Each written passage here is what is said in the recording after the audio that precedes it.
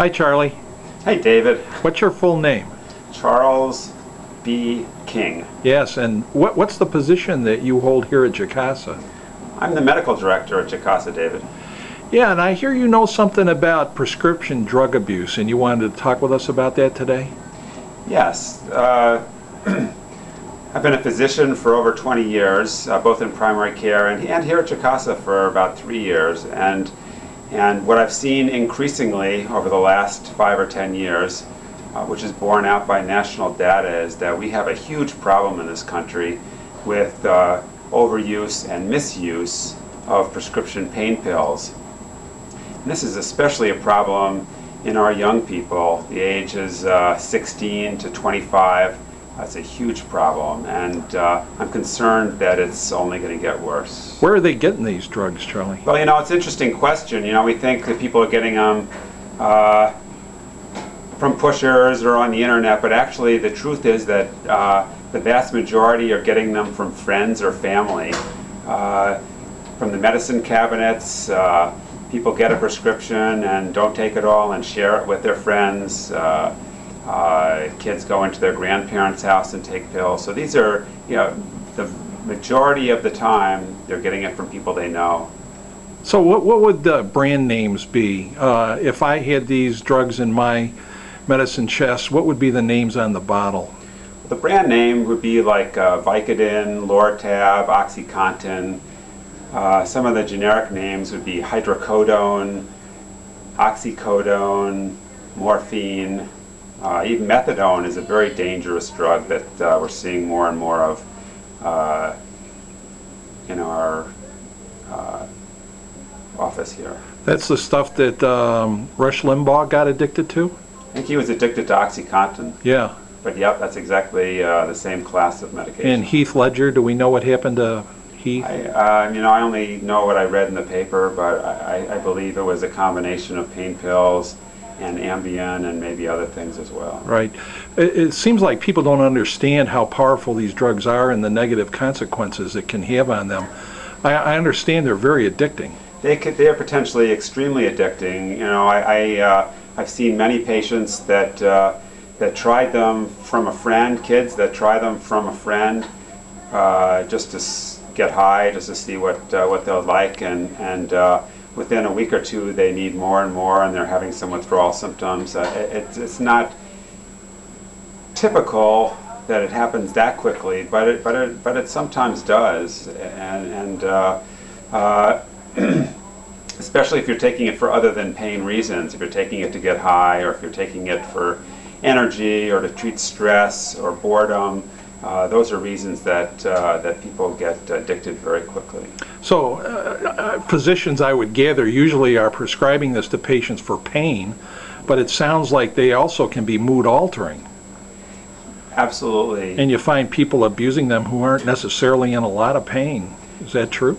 Right. There's pain and then there's suffering, and they're often prescribed now for chronic pain. That's pain that's gone on for more than 3 months. Usually he's there to one degree or another 24 hours a day, 7 days a week, and the pain pills work very well to treat that chronic pain in the beginning. But what people don't understand, and doctors I think are lax about telling their patients, is that people develop tolerance very quickly to these pain pills, especially when they're taking them to treat the anger or sadness that can go along with a relationship, or lack of energy, lack of sleep that can go along with working long hours or taking care of a family.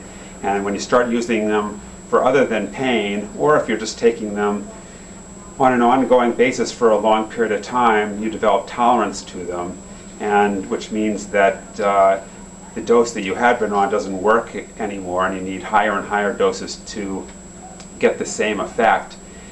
The other side of the coin is when you don't take it at that dose, you actually have withdrawal symptoms. A lot of people experience withdrawal as an increase in their pain, and they need more medication. They take more medication, and I see people commonly in our office who have started on these medications to treat a chronic pain condition like low back pain or a previous trauma like a broken leg, and gotten into great trouble taking more and more, and then they run out of their prescriptions early. They have to steal or pay lots of money to get it from people on the street, and with devastating consequences for them and their family. So it kind of gets to be a vicious cycle once you develop a physical tolerance for the medication. When you start going off it, you're physically in some distress, and the only thing to relieve the stress is to take more drugs. That's right. Right. That's exactly right.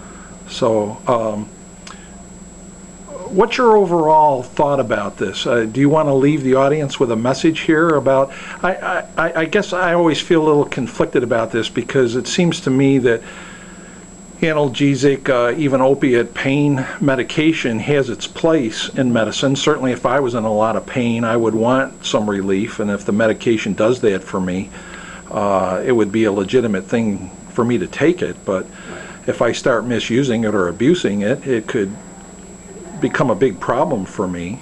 And I guess if my grandkids came over and they got into my medicine cabinet, it could get diverted for... Absolutely. So, as a physician, what's your overall thought about the role that these medications play in our society, and what should we do to prevent, the misuse or abuse of these drugs?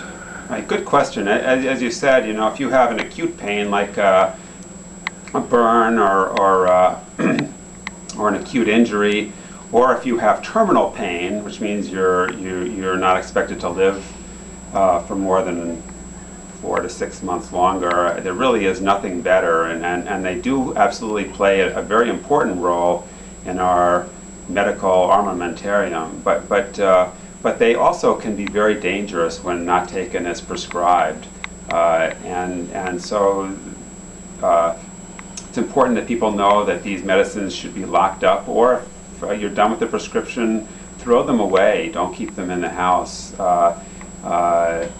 Again, if you have children or grandchildren over the age of, 13 or 14 on up, I would be cautious about keeping these medicines around. Not that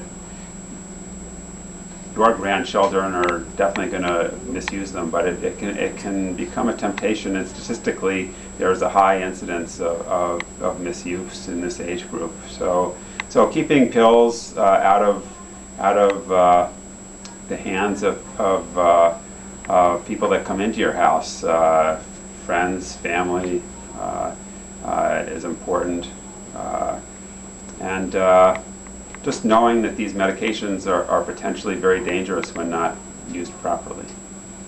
Charlie, you're the medical director at GCASA, right? I am. Do you know how much we love you? How much? We love you. We're not going to give you a raise, but we certainly will give you another attaboy, because you do a great job for us, and we appreciate all the good work that you do for our patients and the collaborative work you do with our counselors, because helping people with their substance abuse problems, particularly opiate dependence, can be a challenge sometimes. So we enjoy you very much here and the good work you do. And your prevention message today is very significant. So I appreciate very much the time you've given us for this interview. Thank you. Thank you very much, David. I appreciate working here as well. Bye, Charlie. Bye, David.